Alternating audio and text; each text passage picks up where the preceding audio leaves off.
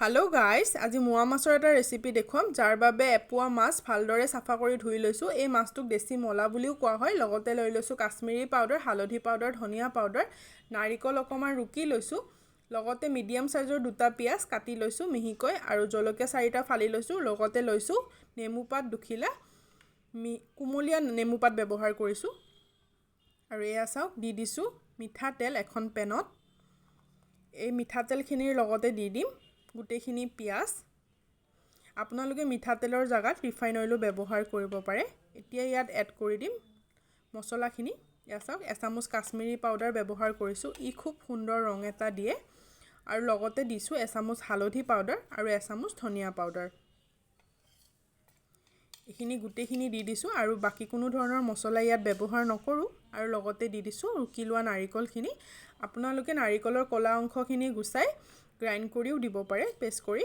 এতিয়া ইয়াত দি দিছো কুমলীয়া নেমু পাত দুখিলা। এনেদৰে ভালদৰে মিহিকৈ সৰু সৰুকৈ কাটি এনেদৰে এড কৰি দিছো। ই খুব সুন্দৰ ফ্লেভাৰ এটা দিয়ে। বিশেষকৈ এই মাছৰ ৰেচিপিটোত নেমু পাত ইউজ কৰা হয়। এতিয়া এখন চামুচৰ সহায়ত ভালদৰে মিলাই ইয়াত দি দিছো সোৱাদ অনুসাৰে নিমখ।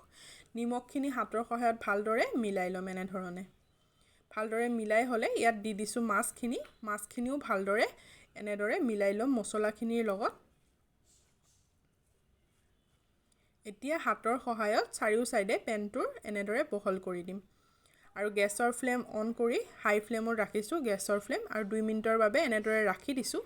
2 মিনিটৰ পিছত গেছৰ ফ্লেম মিডিয়াম কৰি দিছো আৰু ইয়াক 5 পৰা 7 মিনিট সময়ৰ বাবে ঢাকি ৰাখিছো। এয়া চাওক 5 পৰা 7 মিনিট পিছত দেখিবলৈ পাব মাছৰ পৰা পানী ওলাইছে।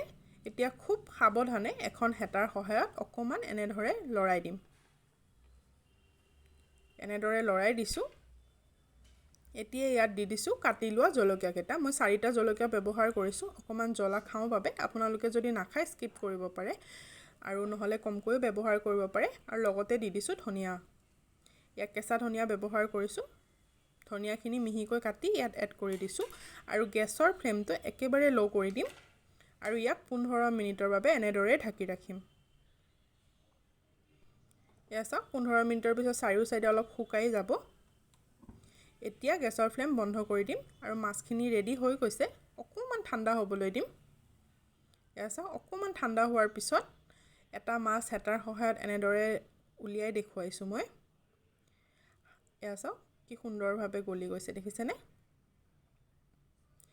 এতিয়া এইখিনি নমাই ৰাখিম আৰু ইয়াত অকমান কেঁচা ধনিয়া ওপৰৰ পৰা পৰিবেশনৰ বাবে এড কৰি দিছো। এইখিনি গৰম ভাতৰ লগত গৰমে গৰমে পৰিবেশন কৰিব। খুব ভাল লাগে খাবলৈ। এবাৰ বনাই চাবচোন গাইস ঘৰত। ভাল লাগিলে মোক জনাব কিন্তু কেনেকুৱা লাগিলে কমেন্টত এবাৰ। ভাল লাগিলে লাইক এণ্ড সাবস্ক্ৰাইব কৰিব গাইস। আজিলৈ আহিছো।